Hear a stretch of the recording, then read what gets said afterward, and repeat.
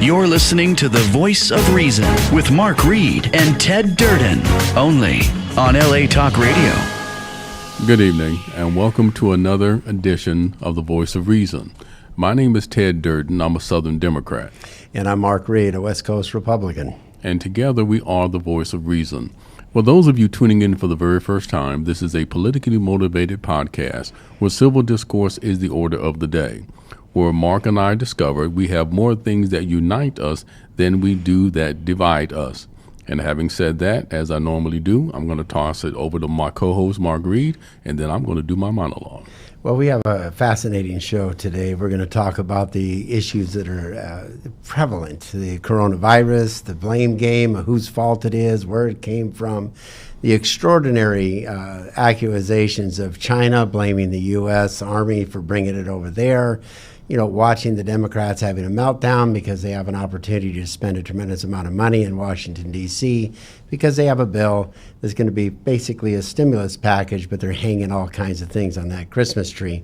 So with that being said, I'm going to give it to Ted so he can do his monologue. Okay, that was actually, this is going to be a perfect segue into the blame game, but just on a different level. I'm going to talk about my Democratic Party, and we're going to talk about the Super Tuesday, where, as I predicted, Joe Biden was going to resurge after what happened in the South because of his popularity amongst blacks, because he's a holdover from the Obama administration. Now, Bernie took it in the shorts and continued to do so. And it's interesting, rather than, almost like Hillary Clinton, accept responsibility for his missteps, for his failings, he blames everybody but himself in his campaign. First, he blamed the Democratic establishment, saying that they're trying to block him from getting the nomination. Oh, they are. No. Now, you let me finish. Yeah. So,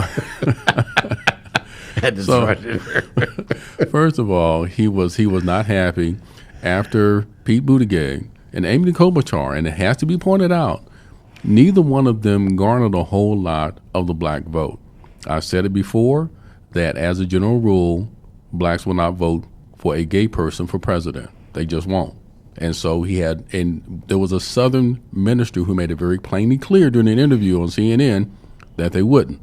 So it didn't surprise me that Buttigieg dropped out. It didn't surprise me that Amy Klobuchar dropped out. As a result, they threw their weight, they threw their support behind Joe Biden. Kamala Harris came out shortly thereafter. She did the same thing. Cory Booker did the same thing. And I wasn't surprised at that. Now, after Bernie blamed the Democratic establishment, and bear one thing in mind, after what happened in the 2016 election, where I believe at that time the Democratic establishment wronged Bernie, they did him wrong. Based upon his complaints, they made changes. They made changes the way caucuses were done, the way the whole voting was done. They acquiesced to his complaints, and he's still not going to get it. Then he blamed young voters, although that is the majority of his base, young progressives. But they stopped voting for him for whatever reason. And it's the way that he conducted his campaign, the fact that he was on CNN, and when he was posed a question, how are you going to pay for this Medicare for all, he had no answer. He was like a deer caught in the headlights. The bottom line is this. I'm not surprised to see Bernie imploding. I'm not. He has nobody to blame but himself, and he simply needs to own that. Him and Hillary Clinton go have a drink somewhere at a bar and get over it so we can move this thing forward. It will be very interesting to see what happens in the fall. It's in November between Joe Biden and Donald Trump. I still give Trump a slight edge, but Joe Biden has a decent chance. So having said that, let's move on. Well, it was funny to watch the interview with AOC this afternoon blaming voter suppression for Bernie Sanders losing because people had to wait in line for 4 hours.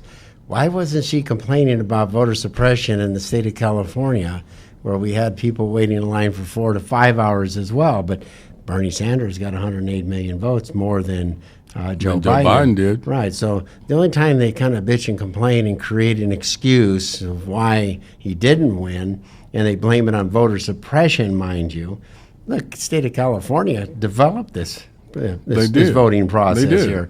And it was the worst process I've ever seen. They still have millions of votes that haven't been counted yet to this day. Yeah. To this day. Is that voter suppression? No.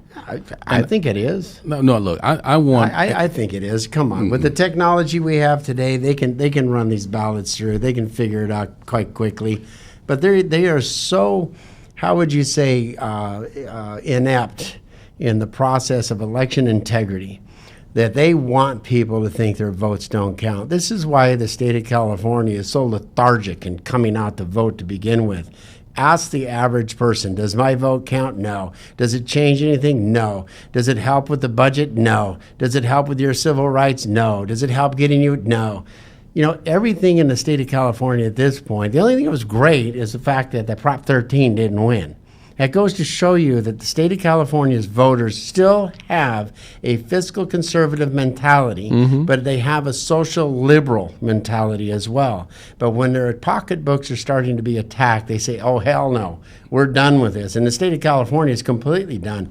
But there was a massive, in my opinion, my honest little opinion here, there was massive voter suppression based on ineptness involved in the rollout of these new machines. Now, mind you, I went there and I voted with the new machine. I thought it was great. Yeah, so did I. I really did. But when you take 8,000, voting booths, right, the precinct voting stations where you normally went to, and you cut it down to 988 voting. Well, you have to expect problems. I mean, it's like, give me a freaking break. You're talking about 4.5 million people going to 980 places to vote, and people are how would you say, patterned to go to the last day because they want to know who bails out. Right. So it was by Dean Logan, it was the worst rollout of a new program.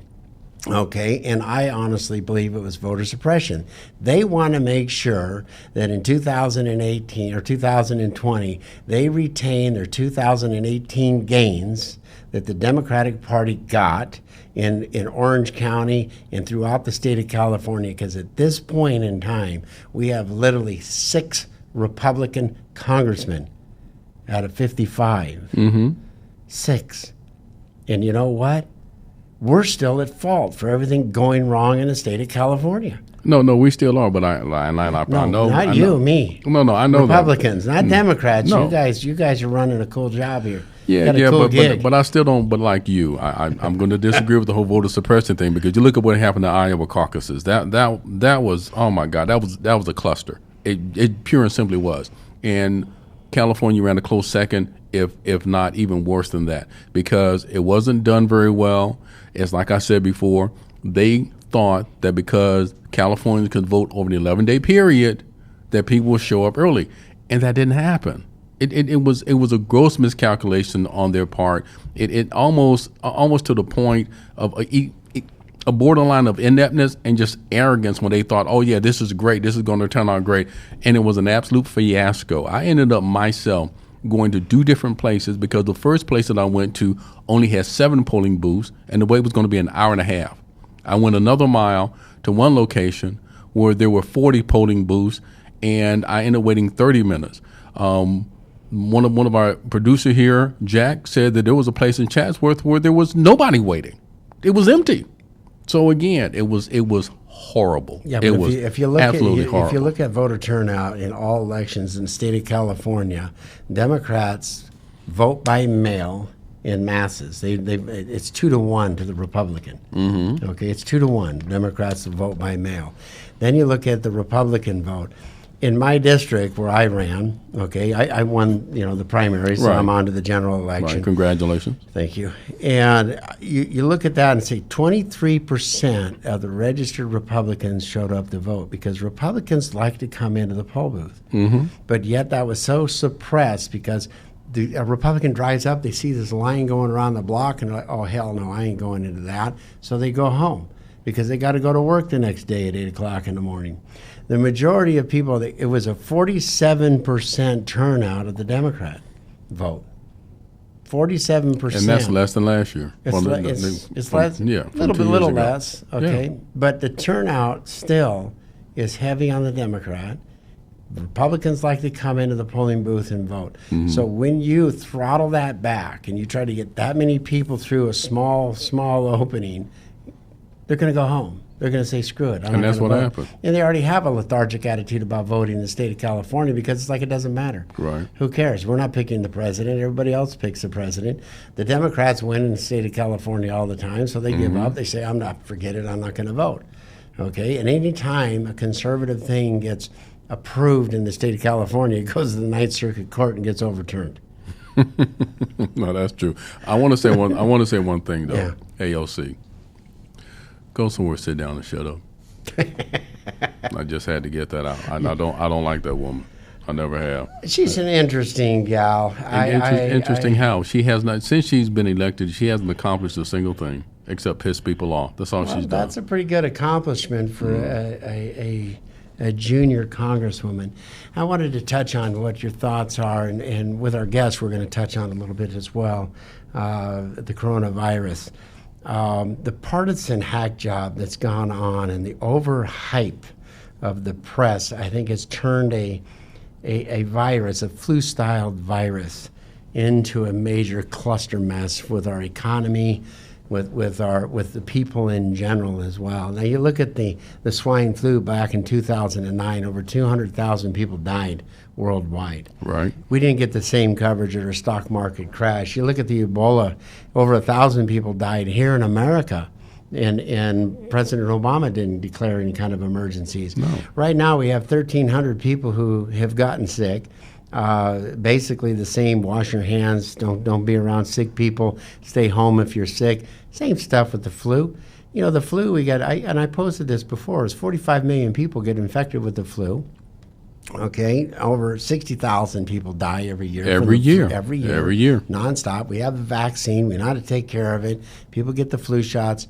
Here's the interesting thing. The U of the flu, okay, is that the flu will affect the youth, okay, young people. Right. And in children, it can kill them. There are deaths from the flu of right. children. And then the elderly, okay, you have deaths in the elderly. Right. This coronavirus, okay, only kills older people. Average is at 80 years old to 81 years old. Now, I'm just going to throw this out there just for the hell of it. Okay. For the conspiracy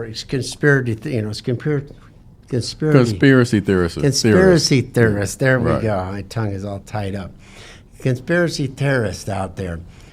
You know, you have China, you have Italy, you have the European countries. They have an aging population. Right. We're able to keep people alive to 80, 90, 100 years old, okay, at this point. You know, you look at this particular virus, it's attacking older people, killing them, and people with immune deficiencies or health issues. Right. What are the number one costs of any government worldwide? Is the healthcare cost Healthcare cost of who? of the elderly? Of the elderly. Right. These last 15 years, 10 to Right. 15 years, is the highest cost, okay, of keeping them alive and taking care of them. Who produces the least amount into society is the elderly. Oh, right, sure. So it's a nice little conspiracy theorist. Conspiracy theory. Conspiracy theory that this thing was designed, maybe got out of the laboratory by accident, you know, to get rid of our aging unhealthy, population. Because think about this. Bernie Sanders has come out and said we've got to cut down the number of people in the world. AOC subscribes to that as well. We've got to cut down the number of people in the world. You know. So who would you attack first? Well, let's get rid of the old people. You know, they've already served their lives out. I mean, this is you look at the attacks on the ACA. You know, it said there was going to be death panels. But the death panels, I remember that. Remember right. that? Says, yeah. You know what? If you're old, they're going to look at you and say, well, you're 70 years old. You've lived a good life. We're not replacing that liver. See you later. See you later, bye. Bye-bye. We're not putting any more money into you because you've lived your life out. So Right. goodbye. So is this the answer to that one? I mean, it's sooner or later you're going to have this thought process. Well, you know, and now this is the only way I can analogize that. That's almost like what they said about HIV and AIDS. When you have the crazy people that came out and said, but that was something that was exactly. They put it out as a way to eradicate gays. Yeah. Okay. I mean, there's crazy folk out there, but here's an interesting thing, though. Yeah. I'm gonna touch on what you're saying. Now, Donald Trump did a moratorium where he limited the number of, he put a travel ban on people coming from 26 European countries. Now, the European Union got all up in arms because he didn't consult with anybody. Here's my problem with that. When Italy shut down their whole country, you can't get in, you can't go out.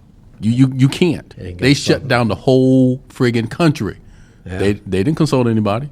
No. They didn't talk to anybody. No. So why are they trying to come after the United States? Because we decided, okay, we're going to take whatever steps are necessary. Now, I applaud them for doing that to try to protect our citizens. There's nothing wrong with that. I think most of the European countries are whining and crying because President Trump has throttled back all the aid over there. And they're starting to have whatever. To but I don't blame him for what he did. And when you look at it, and when you look at it comparatively, right? And Italy did it because Italy has the highest number of elderly in the world. Yeah. They do. Now, when you think about what's happening across Europe, let's go over to the African continent. Do you know there's only 100 cases of coronavirus out of 11 countries on the African continent? Mm-hmm. And out of that 100, 59 of them are in Egypt. So what are they doing right and what are we doing wrong? I mean, you don't see the press over there going crazy. You don't see them going out of their way to take all these extreme measures, and they have 100 cases out of 11 countries, 59 in Egypt. That means across the other 10, there's only 41. Well, every case in the United States actually has been linked right back to people who've traveled from European countries. Mm-hmm, specifically right? China and Iran. It's really bad in Iran right now, real bad. I hadn't heard about that, though. Yeah, no, it's real bad in Iran. Okay. Over 3,500 people have died over there already. Anyways, I'm going to make a semi-announcement, then I'm going to introduce our guests, which will come into the show right after we come back from break. But I have been endorsed by Tom McClintock, Congressman Tom McClintock of the 4th District in California. And here's the note that he's read, and we're going to put a big press release out about it. I'm pleased to endorse Mark Reed in his campaign to represent the people of the 30th Congressional District in Congress, California's homeless crisis, rising crime rates, failing schools, chronic traffic congestion, fleeing businesses, and skyrocketing prices for housing, energy, and gasoline are all the product of leftist policies that Mark's opponent has advanced for years. We need a clean break from these follies, and Mark Reed, impressive resume of business management, community leadership, and public service speaks well of the job he could do in Congress. Please give him that chance, Congressman Tom McClintock. Thank you, Congressman, for your endorsement. After the break, we're going to invite our guest to come on. He is the founder of the Voice of Mankind, a libertarian think tank. Avneet Singh is going to give us the perspective. Most of you are out there. We have a Democrat and a Republican on, so it's going to be fun to have a libertarian on, because everybody said, "What is a libertarian? Is it a tree creature? Is it a what is one?" So this is our opportunity. We're going to ask them a lot of fascinating questions about border security, immigration, fiscal policies, and the coronavirus as well. So right after the break, we'll see you back.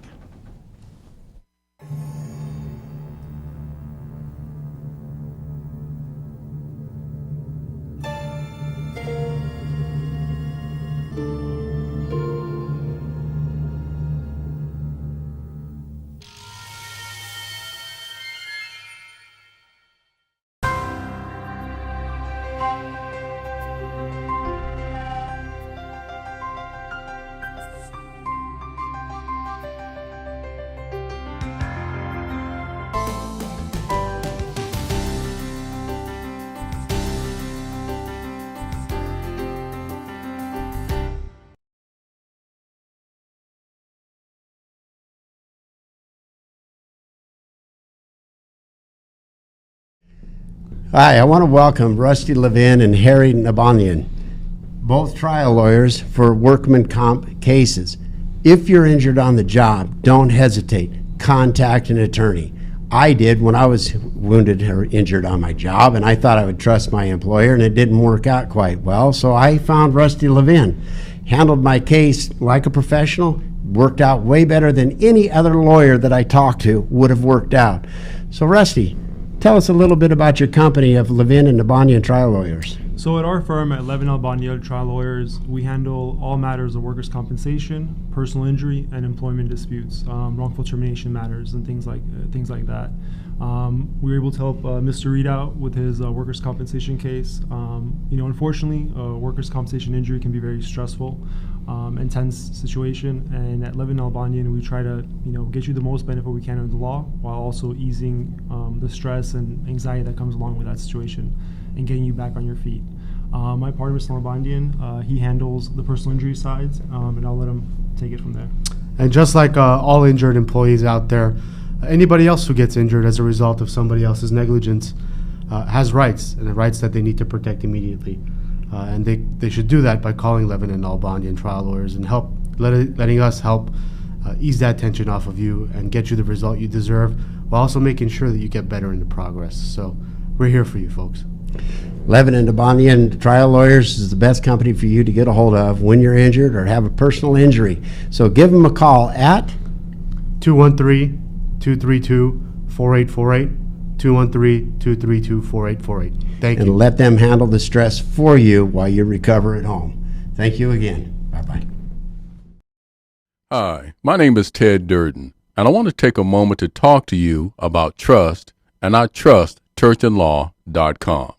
When it comes to workers' compensation and employment law, you can trust churchandlaw.com. If you ever need legal advice you can rely on, it's churchandlaw.com. Black and white, no gray, churchandlaw.com. 818-230-3110, churchandlaw.com. A law firm you can trust and count on. Welcome back to the Voice of Reason. Welcome, Avneet Singh. Thank you. Tell us a little bit, what is for people who don't know what a libertarian is, we're so used to the two-party system of, Republicans and Democrats and the fighting feud in between the Republican and Democrats Right. as well. Yep.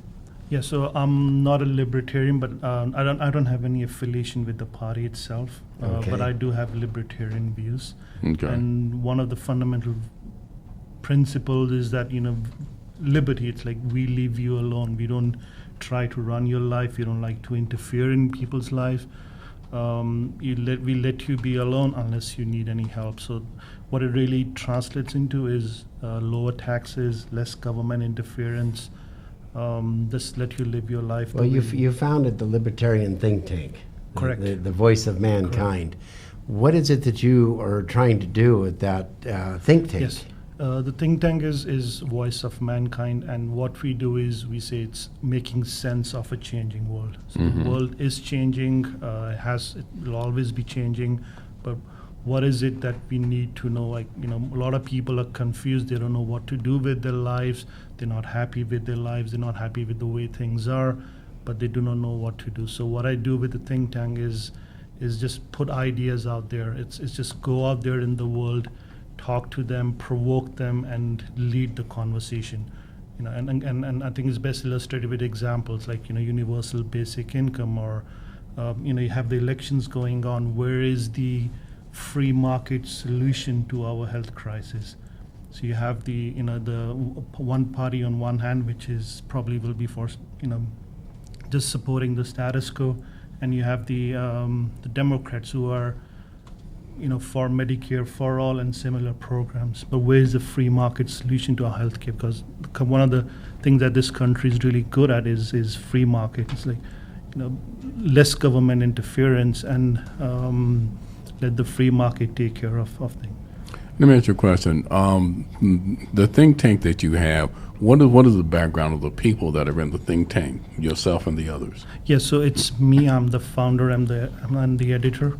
I have a researcher who ensures whatever I write about, whatever I publish out, has a solid background, and most of the articles we write, they're less than 1 page long, so they're just bite-sized chunks. Okay. And they have very good references to peer-reviewed journals or established or reputable media outlets. So it's about 3 people working on this think tank. It's really about going out there and provoking a conversation, asking leading question and asking people to think about stuff that's relevant to all of us. How is it different, based on what you're talking about, really is very similar to the Tea Party movement. And the Tea Party movement was, less government, less taxes, less interference in our daily lives. And, and I always said it was kind of more of a libertarian because realistically, if you looked at the dynamics of the Tea Party movement, there was Democrats, Republicans, declined estates, everybody was involved in it because they really went towards that. Now, if you have less taxes, how are you defining less taxes? Because we need taxes in order to fund our roads, fund our infrastructure, the welfare programs that help people up in times of need. You have medications that are given to the elderly. You have the Medicaid, Medicare, and on the state levels, Medi-Cal. You have all these different programs that are utilized by everybody. So who is supposed to pay into that? Right. So there's two ways I would answer that. One is out of every dollar people pay in taxes, about 17% go into these programs. The usual schools and hospitals. Taking care of the elderly. A lot of the social programs that we talk about that help the needy. For every dollar that the government raises, it only spends $70. The rest just goes in other places. So it's there is a lot of wastage. And the second is that it's not that they will not be taken care of. Roads won't be built. I'd rather see a free market-led solution to problems of roads. You name it, aviation, wherever, even healthcare. I like to see a free market solution so people have a choice, and also it'll be more efficient. Well, I agree with the free market solution because realistically, everything the government touches, they screw it up. I agree. If you remember 20 years ago, a good example is what's going on in the Silicon Valley. So sure, an email or Amazon is not the same thing as healthcare, but they're very efficient. Remember the time when we used to pay $10 a month to get good email access, and now you get very good access for free. So I agree you give up something, but it's like they're very good at they're very efficient at providing a service, and that's a model I would like to see more of.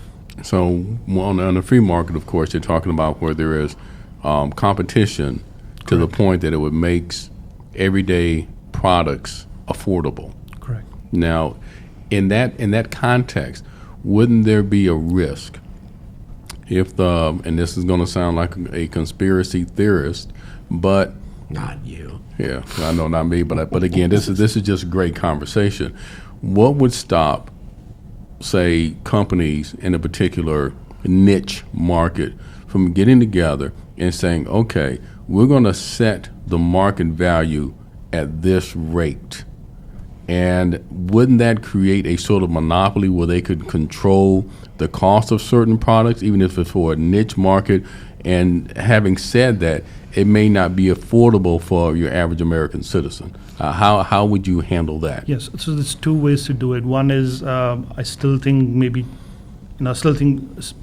two or three giants probably better than government monopoly. And the second would be is if there is a monopoly or a conspiracy where companies work, instead of competing together, they fix the price. That's a reason for government to step in, as they are stepping in various other sector. That would be an incentive for the government to step in and do something about it. Okay.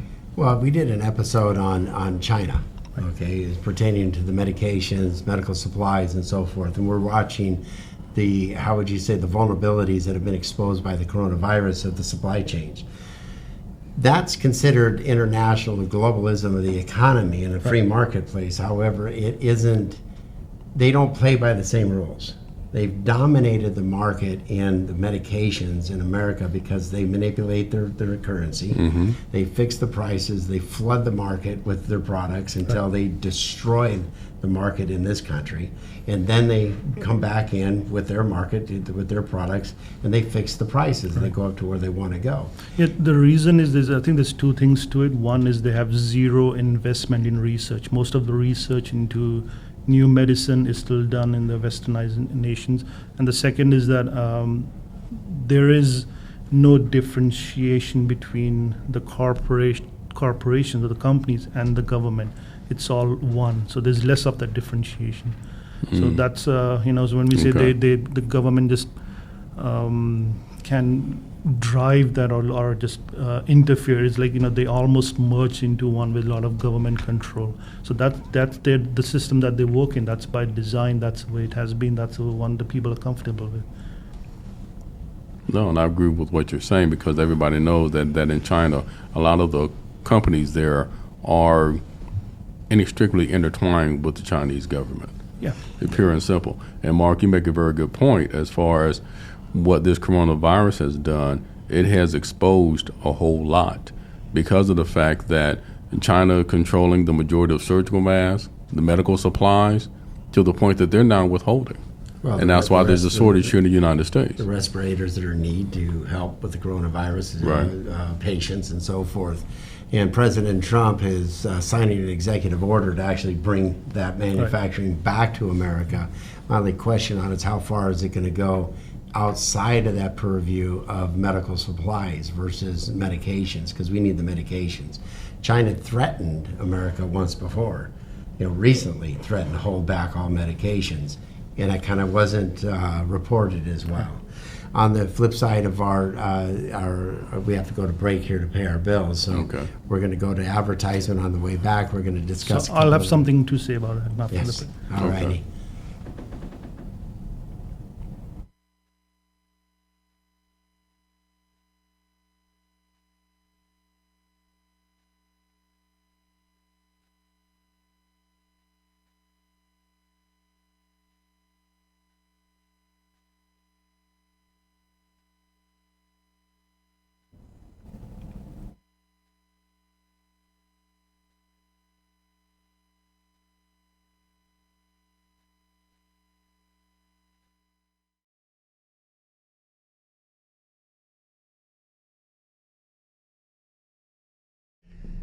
Hi, I want to welcome Rusty Levin and Harry Nabanian, both trial lawyers for workman comp cases.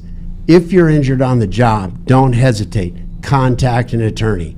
I did when I was wounded or injured on my job, and I thought I would trust my employer. It didn't work out quite well, so I found Rusty Levin. Handled my case like a professional, worked out way better than any other lawyer that I talked to would have worked out. So Rusty, tell us a little bit about your company of Levin and Nabanian Trial Lawyers. So at our firm at Levin Albaniel Trial Lawyers, we handle all matters of workers' compensation, personal injury, and employment disputes, wrongful termination matters, and things like that. We were able to help Mr. Reed out with his workers' compensation case. Unfortunately, workers' compensation injury can be very stressful, intense situation. And at Levin Albanian, we try to get you the most benefit we can under the law, while also easing the stress and anxiety that comes along with that situation, and getting you back on your feet. My partner, Mr. Albanian, he handles the personal injury sides, and I'll let him take it from there. And just like all injured employees out there, anybody else who gets injured as a result of somebody else's negligence has rights, and the rights that they need to protect immediately. And they should do that by calling Levin and Albanian Trial Lawyers and letting us help ease that tension off of you and get you the result you deserve, while also making sure that you get better in the progress. So we're here for you, folks. Levin and Nabanian Trial Lawyers is the best company for you to get a hold of when you're injured or have a personal injury. So give them a call at 213-232-4848, 213-232-4848. Thank and you. let them handle the stress for you while you recover at home. Thank you again. Bye-bye. Welcome back to the Voice of Reason. Avneet, you said you had a comment on that subject matter. I have something to say. So there's an intellectual from Singapore. He used to be the head of the United States Security Council, very well known, Kishore Mahubani. He wrote a book on China-America relation, and he's got a very good, interesting insight. What he says is that the vast majority of Chinese are happy with the way the government works, and one of the good indicators of that is you never hear of Chinese refugees. They travel all over the world. If they were unhappy with the way the government is going, a lot of them would stay over. There's still some economic migration, But by and large, compared to the Middle East, Southeast Asia, South America, you almost never hear of Chinese refugees. And But do you think quite possibly it's because the government would go after if let's say a man left, the Right. Chinese government would go after his family that is still there. yeah, that could be it. They got a few but- generations there, because that's what a lot of the refugees have Right. stated, Right. is that they don't leave because they're in fear of their families' Right. retribution. Right. I mean, yeah, And exactly. it's quite known that they disappear. Right, Oh, and yeah. the second point is that the people see the government doing a lot. I mean, a good example is in the Wuhan, where the coronavirus originated. You have hospitals coming up overnight, like within a week. So there is a much greater. I mean, there is definitely fear, and it's not but there is also a certain level of understanding that the government in China is doing all it can. Well, but I also think too, and this is just my opinion, Right. and in spite of the fact, I think as far as the humanitarian crisis that China is trying to take care of because of the coronavirus, they also have an economic reason as well because of tourism there. Tourism generates a whole lot of money because when I heard on the news a few days after the coronavirus, what the casinos were empty, and that generates millions of dollars a Right. year. So the Chinese government had an economic interest as well in trying to do something about the coronavirus. Absolutely. Yeah. Well, that's the reason why President Trump is doing what he's doing now, is because of the overhype of the press. It's having a huge impact on our, what do you call it, On our Wall economy. Street, on Right. our economy. You've got the complete shutdown of airlines. You have the shutdown of the cruise lines. They went ahead and parked 18 of the cruise ships, for a month and a half. Right, And and you have the closure of all of our pro ball games. right. I At mean, this point. and It's a huge economic impact, and I'm glad to see that the Democrats have finally decided to kind of work together to help the individuals, the working individuals, through this as well. I mean, because it seems to me, as we talked about at the beginning of this, that the people who are at the greatest risk are the elderly. So I would think that, and again, just my opinion, instead of shutting down the NBA games or the MLB games, the training camps, as I just heard that the Pantages or Amazon Theaters closing down certain plays, Yep. is possibly restricting the movement of the elderly to make sure that they're not exposed until this gets under control. To me, that would be the simplest answer, the simplest path to go. It may be somewhat difficult, as they say, like herding cats, but why not protect those group of people who are at greatest risk as opposed to shutting everything down? And it's like you're saying, that this overhype where you got people making runs on toilet paper. The coronavirus doesn't cause diarrhea. It doesn't at all. I mean, water, you go in the grocery stores, it looks like a bomb went off inside. It is simply just mass panic. And I think some of it, the reasons why they're, correct me if I'm wrong, the reasons why they're limiting, how would you say, movement of individuals, because the youth and young adults aren't affected by it. It's like the flu. Mm-hmm. However, if they're out in public and they're sneezing and coughing, we still don't know exactly how long it lives on the surface. We don't know how long it lives in the air and the spray. So limiting that community transmission, I think was in their interest, since they know very little and China's not really exposing a lot. right. I want to move on to another subject. You had seen our episodes on Yes. the border issues and the migration and the illegal migration here. What do you think is the main reason why we have a mass migration or illegal border crossings into America on our southern border?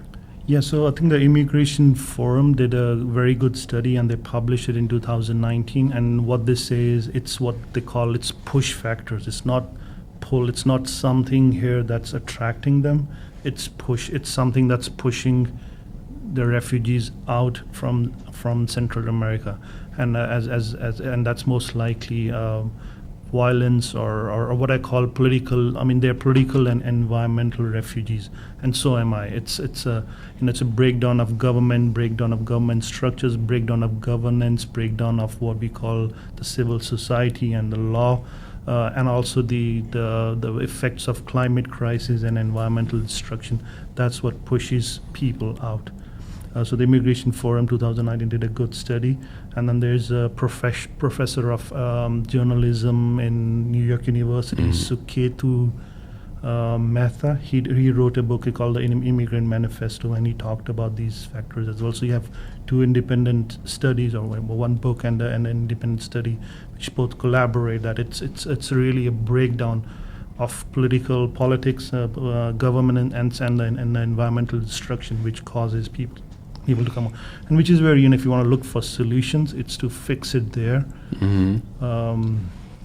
Yeah, go ahead. I kind of, the antennas go up when you bring in the climate change aspect as being one of the driving factors.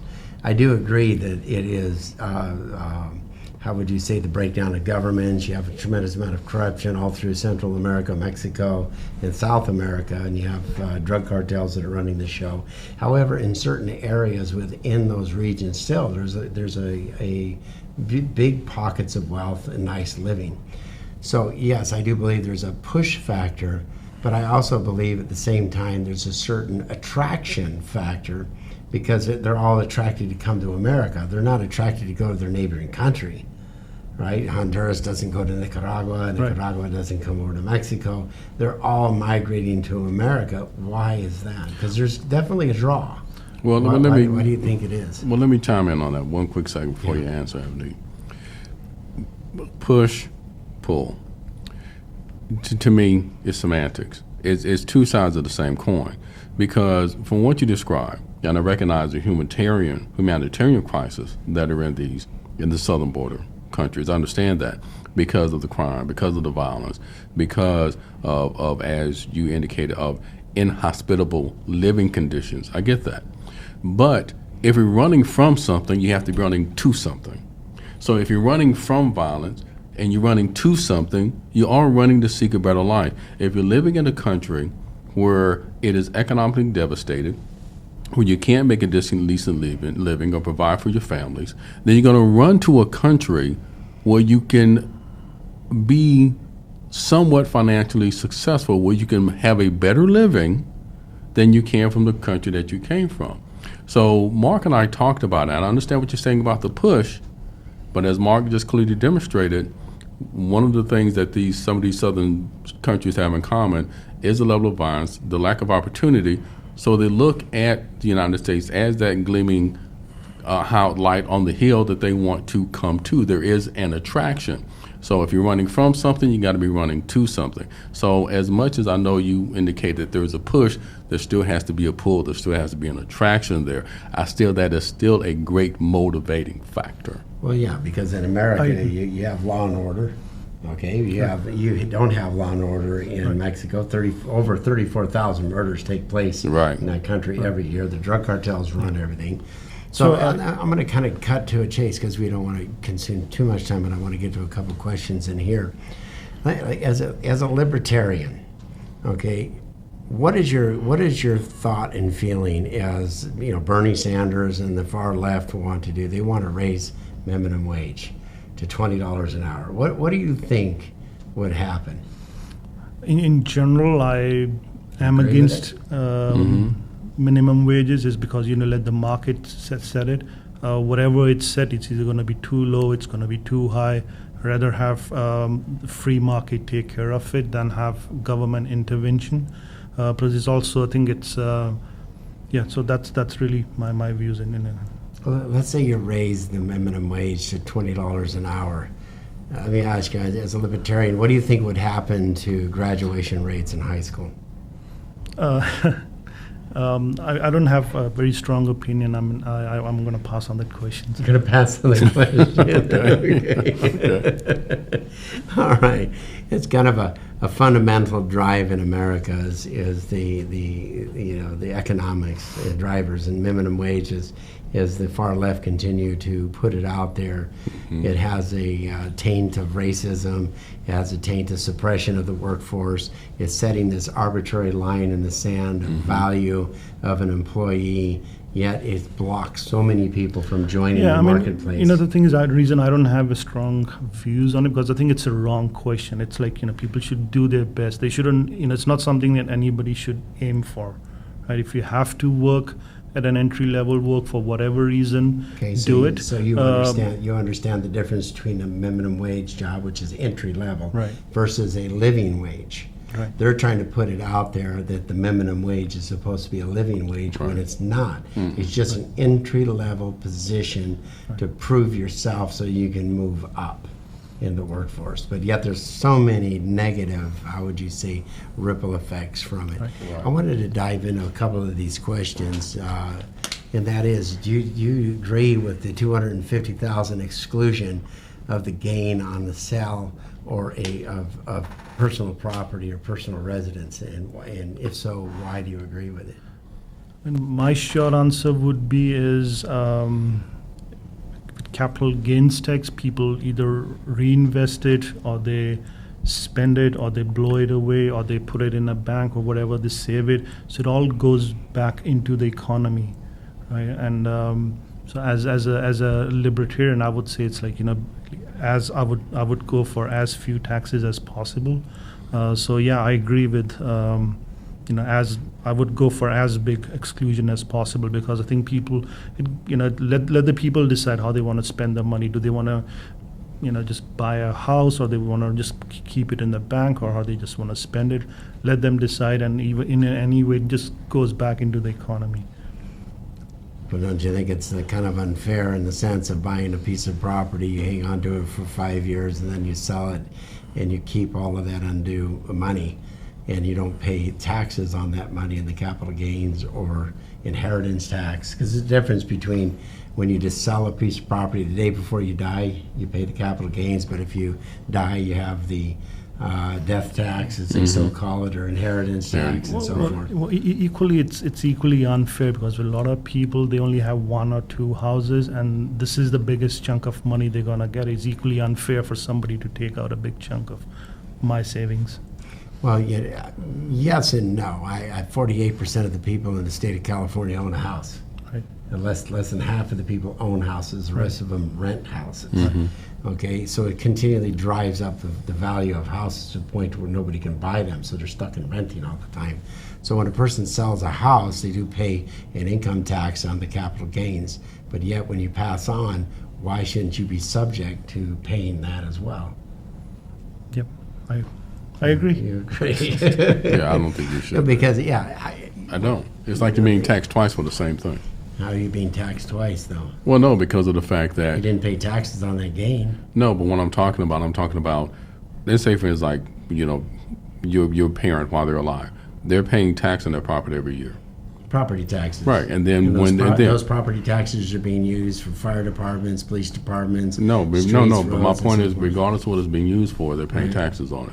So then, when your parent passes and they pass that property over to you, then you're going to pay an inheritance tax on that. And I don't think that should happen, because once you assume control of that property, you're going to start paying taxes on it anyway. So why should you be paying interim tax because your parent passed and they left it to you? You're going to get taxed on that anyway as you maintain the property. I understand. Let me Yeah. go to the And next question. it's already taxes are too high, As you can tell, I'm not a big fan of taxes. I can see. I'm just throwing these questions out Right. there to get the libertarian's point of view on Right. it. Do you agree with the corporate tax was reduced from the 35 to 21%? And do you agree with that change? And if you agree, why? And if you don't, what do you advocate? Yeah, I agree with the reduction, but as I said, I'm always for in general I'm always for reducing taxes, because their corporate debt is a big problem, right? And if you can reduce the taxes that corporations have to pay, they have to take on less corporate debt. So I think it's good, and most corporations, they'll invest money back into growing. They're not going to waste the money. They're not going to save it. So most of them either buy back their shares, or they find a way to invest. They find a way to grow. They find a way to reduce corporate debt, which is quite high nowadays. So I'm definitely for a reduction of corporate. Well, you have Amazon, which is probably the biggest world corporation around, and they don't pay taxes. They sure don't. But they invest money. I mean, you Drones. got a multi-billionaire that owns the company. It's multi. Yeah, but he's not going to be affected by corporate taxes. Okay. All right. Do you agree with the estate tax? and how should it be structured? Oh, I'll pass on that question. Pass on that one. Okay. Do you agree with the current capital gains taxation, and why, and what changes, if any, would you support? Again, pass on. You can pass on that one. Well, libertarian, he just Always for lower taxes. I think the so right. it's just lower taxes, but the right question. I understand that, but the tax structure in America is designed for one thing. Now, this is me. I don't mind personally. I don't mind paying taxes. Okay, what I really can't stand is the wasting of my tax money. I agree with you there. Okay, it's just like here in the county taxes. They passed the HHH for transitional housing. I think it's criminal. I think there should be an opening of the books and a solid investigation as why it's costing us $740,000 to build a room as big as this studio. Thank you. Exactly. Okay, now I build houses. I can build this room. I have 2x4s. I can count the 2x4s in these walls. I can count how many sheets of drywall in here. I can count how much copper wiring in here. The father thing, $740,000. Okay, I don't mind helping people out. I don't mind paying a certain amount of taxes for roads, for helping people out, for medicines and stuff. But I don't like the waste of my taxes. Right. When you have Eric Garcetti and you have Gavin Newsom coming out and saying, you as an American, okay, living in the state of California, if you can't afford health care insurance, you're going to now be fined. I think it's $800. Right, something It's like that. $800. You're going to be fined for that because you can't afford it. However, if you're here illegally, you get health care free. That's my taxes paying for that. It's like, wait a minute. Right. There's too many people here legally. There's too many people who have come here, refugee status, legally got here, that need these helping hands up. And this is what taxes are for. So I don't mind paying a certain amount. It should be something that we talk about as a last resort, right? It's like let's look for a free market solution. Let's look for another way out. Because it shouldn't be the first choice, because for every dollar we spend 17 cents go into the for helping the needy. It's inefficient, plus also it creates big government, big corporations, which, as you know, is a seed for fascism, which is, again, a lot of people worry about that. I've heard that percentage, that for every $3 the government gives out in help, basically they have to collect from the taxpayer $10. Right. Yeah. So it's not very efficient. And also I think we grew up and we were taught that it's good to pay 10% of what you have right, 10% to the tidings. government, and then this is a lot of religion talk about that as well. And now in California, I think it's like if you include direct and indirect taxes, it's probably close to 50% that we pay as direct and indirect taxes to the government in one form or the other. And then you still have this question like, should we pay more? I think the question should be is like, why aren't we paying less and taxes? And then government should be the last resort. It's like let the free market take care of it, create the conditions that innovation and free market can fix our problems, or people can fix it in some way. See, one of the positions the Libertarian, I had a conversation with one of the staffers of my opponent. He's a Libertarian. He's actually a conservative now. He flipped over. Yes. Oh, did he? Yeah, because he watched the ills of his boss's office, and he's like, no, this is government control of everything is horrid. So he made the argument to me once before, because it's the Libertarian's position that all drugs should be legal. It's your decision. If you want to go out and do heroin, you can do heroin. You want to go out and do methamphetamines, you can do methamphetamines. So I said, okay, I understand that. You should have personal responsibility, and that's kind of a libertarian's point of view. However, when the person becomes a drug addict, addicted to drugs, and he's now living on the street, who's going to clean him up and fix him up? And he came out and he goes, well, he should. How can he if he's an addict and he's on the street? This is why we have a homeless problem. This is where government does have a certain amount of, how would you say, it's not responsibility, but there's a moral responsibility to help people that are flat out. They're going to die on the street, because I don't think as a society we want to see people dying on the street like we see now. There's 3 people a day dying on the streets of Los Angeles because of the homeless crisis. because there's people, obviously you're a thinker, obviously you've got schooling behind you, obviously you have a motivation and a drive to do better in your life, and so you are doing better. But there are people who don't fit into society's rules. They fight them constantly. They end up on the streets. They end up in jail. They end up in prisons, long-term, 1 year, 2 year, 3 terms. They come out. They're back into drugs. They need this kind of assistance and direction because they came from a massively broken home. Do you think government has any responsibility involved in that? Because government is we the people. Right. We the people, America is a very compassionate nation. We want to help people out. We're the most giving nation to other nations in the world. Right. I mean, we give foreign aid to every other nation out there. Nobody gives America foreign aid. I mean, when there's any crisis in any foreign country, an earthquake, a tsunami, we're the first. We are absolutely the first. We do. We rise up. We rise to the occasion. But name another country that gives aid like we give. Even the individuals in America. You know, you put out a request, you know, for somebody, a hurricane happens in Haiti. The billions of dollars were sent just from private citizens. It was unbelievable. Right. So, although I agree with the libertarian point of view, it is too broad stroked to me in the sense that you can't just have no taxes. There has to be a certain amount of taxes. I don't like waste. This is where we need massive government oversight. This is why I think that this last battle with the coronavirus between the Republicans and the Democrats, the Republicans are like, let's help the working class. So that way, if they become unemployed for a couple of weeks, they have to stay home because they're sick. We're going to give them sick leave. We're going to give them unemployment. This is taxpayers' money that's doing this. We're going to give them free medical in the sense of no co-pays and so forth. The insurance agencies are coming to the plate.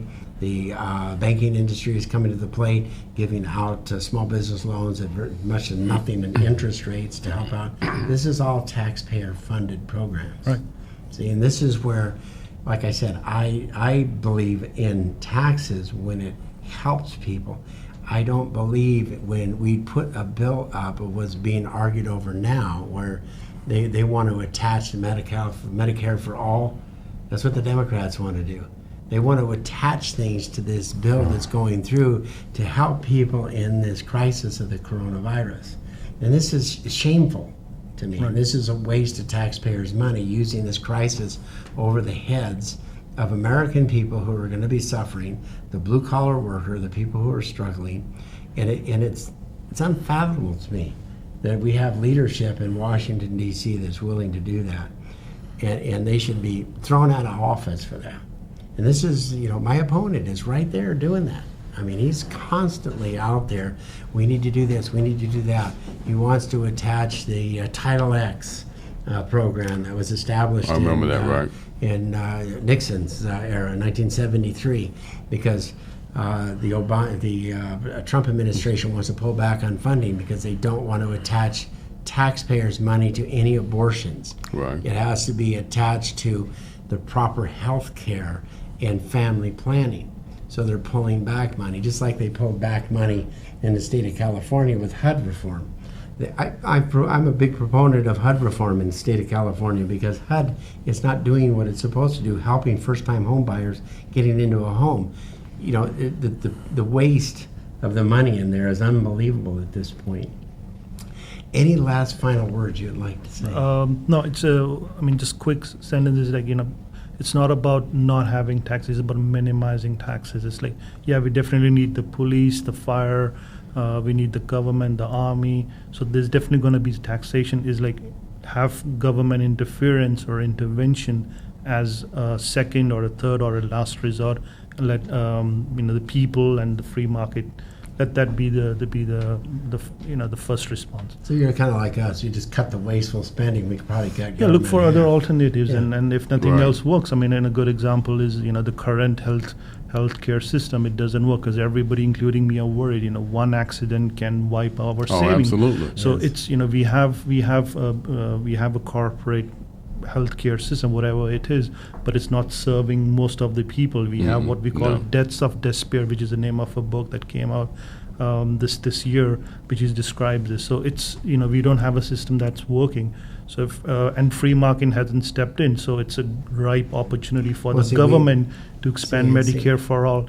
So it's let other people, let other entities take care of it. But if they don't work, then government has to step in, and for that you can raise taxes. See, on that note, my wife, right, when my mother-in-law was pregnant with my wife, she actually worked a deal out with the doctor to take care of the entire medical bill for 2 Afghan dogs. Okay? The problem we have now is government gets in the middle in the free marketplace, corporations, insurance companies get in the middle of the free marketplace, when in reality we should be able to go to a doctor, negotiate out for a couple of chickens and a dog or whatever to get the medical care we need. Right. Government used to have the free clinics. We don't have them anymore. Everything is created by a government system. I'm not for it. As being an American Indian, we have the American Indian Health Care Act. It is the worst one. Clinics closed down in June because there's no money. It's a line item issue anymore. So on that, I want to thank everybody. I want to thank you, Avneet, for coming in. Absolutely. And I want to thank everybody out there for allowing us to come into your homes and hear what we have to say. Ted, bring it on home. Remember, with the coronavirus, take all the necessary precautions. And as I close every week, ignorance prevails when rational minds sit back and do nothing. Be sure to tune in next week. Bye-bye. You're listening to The Voice of Reason with Mark Reed and Ted Durden, only on LA Talk Radio.